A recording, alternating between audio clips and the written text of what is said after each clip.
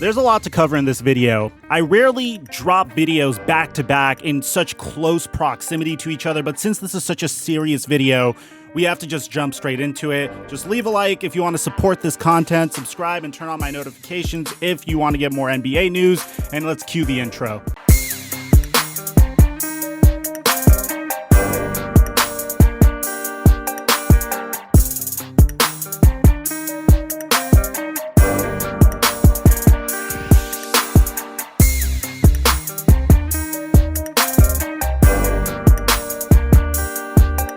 When the NBA restart was proposed, many players, including Kyrie Irving, stood up and spoke out against it.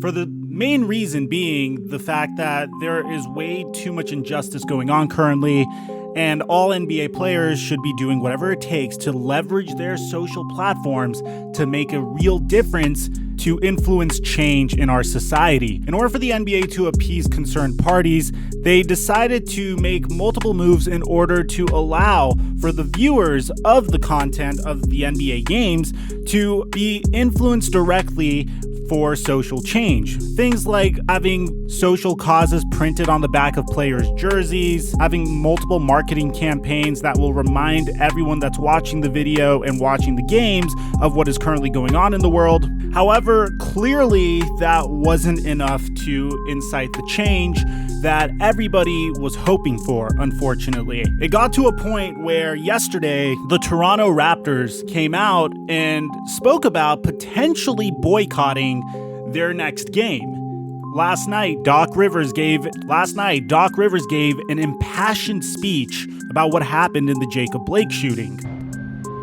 What stands out to me is just watching the Republican convention, and they're spewing this fear, right? Like, all you hear is Donald Trump and all of them talking about fear. We're the ones getting killed. We're the ones getting shot. We're the ones that we're denied to live in certain communities. We've been hung, we've been shot, and all you do is keep hearing about fear. It's amazing to me why we keep loving this country, and this country does not love us back. It's really so sad. Like, I should just be a coach, and it's so often reminded of my color. It's just really sad. We gotta do better, but we gotta demand better. Like, it's funny. We protest, and they send riot guards, right? They send people in riot outfits. They go to Michigan with guns, and they're spitting on cops, and nothing happens. The training has to change in the police force. The unions have to be taken down in the police force. My dad was a cop. I believe in good cops. We're not trying to defund the police and take all their money away.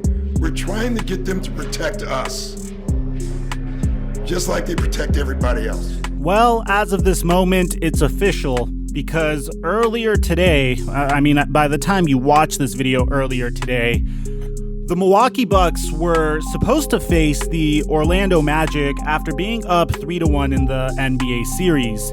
In a game that I was so confident that people weren't going to really watch that I literally uploaded my previous video, because I don't know, personally, I would not watch a 1 versus 8 seed in the NBA playoffs when the 1 seed is up 3-1. Besides basketball, going even further beyond basketball, the Milwaukee Bucks did something that other teams were way too scared to do. They took a stand that will completely shift the landscape of the NBA playoffs, and that's by not showing up to their next game, Game 5, against the Orlando Magic. The Orlando Magic were in the arena doing shoot-around just like normal, but the Milwaukee Bucks were nowhere to be found. They were sitting in the locker room. And as time progressed on and on and on, it became more and more apparent that the Milwaukee Bucks were not going to show up for this upcoming game. Now, to be honest, in speaking in pure basketball terms, what I'm expecting to happen is for the Milwaukee Bucks to forfeit this game, which I'm sure they're comfortable with, considering the fact that they were dominating the series.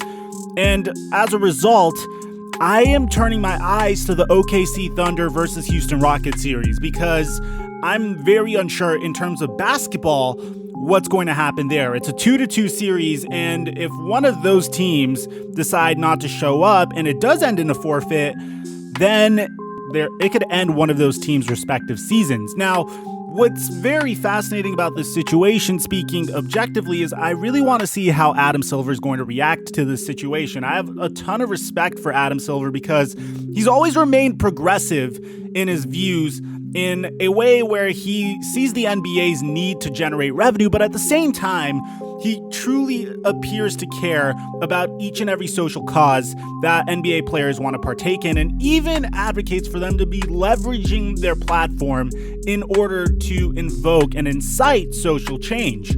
So while the Milwaukee Bucks did something incredibly courageous because they are doing what they're supposed to do here, they are making a huge difference here. Everybody is talking about this. It's the #1 most trending thing, not only in sports, but in also the entire world. So kudos to the Milwaukee Bucks, because there has not been, in my opinion, there has not been a more effective way to incite change in a more healthy way, a significantly more healthy way than rioting, might I add, than what the Milwaukee Bucks are doing. This is by far the most successful, peaceful protest that I've ever seen in probably the past 5 years. And of course, I could be wrong. Let me know in the comment section down below if you think I'm wrong. Now guys, as I'm editing this video, we're getting a ton of more news. So I'm trying to get you guys as much of the news as I possibly can. And I probably will have to make another video on this because there's so much going on right now. But the first thing we're getting is the general manager of the Milwaukee Bucks, John Horst, had this to say about the situation. "We're not coming out for a while. There will be a team statement, and it's unclear if the Milwaukee Bucks will address the media regarding the boycott on Wednesday."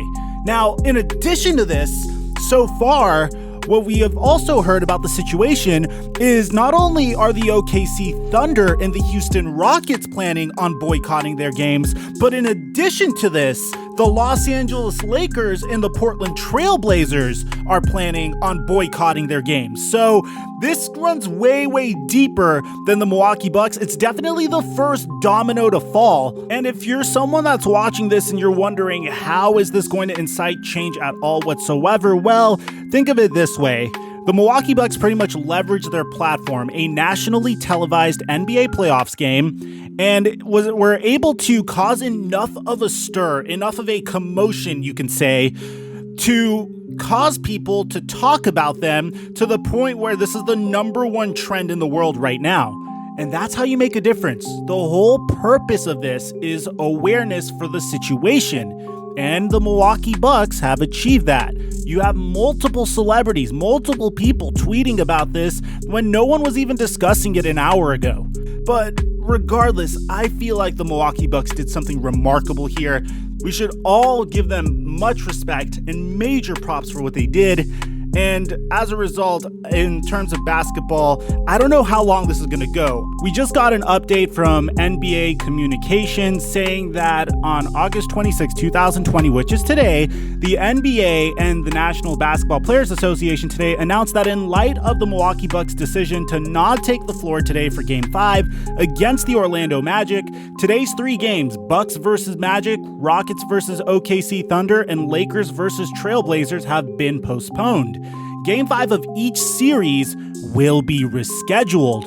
Wow, I am absolutely amazed at how Adam Silver continues to impress us as the commissioner of the NBA, because you have to understand how difficult this decision is. You have all of the playoff teams in a bubble successfully fighting off a pandemic in a way where you could continue to monetize your league and earn revenue that has been lost over the past couple of months due to the suspended season, yet you are opting to take a stand with your players that want to boycott the game in order to make social reform and social change.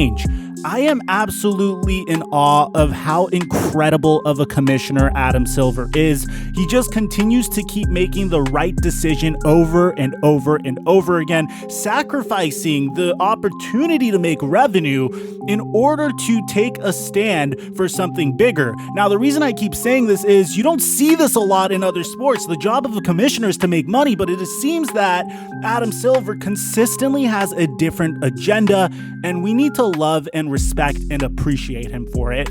Let me know what you guys think about this situation at hand. Make sure to drop a like to support the content. I'm your boy Mike, and I'm dropping our mic until our next upload.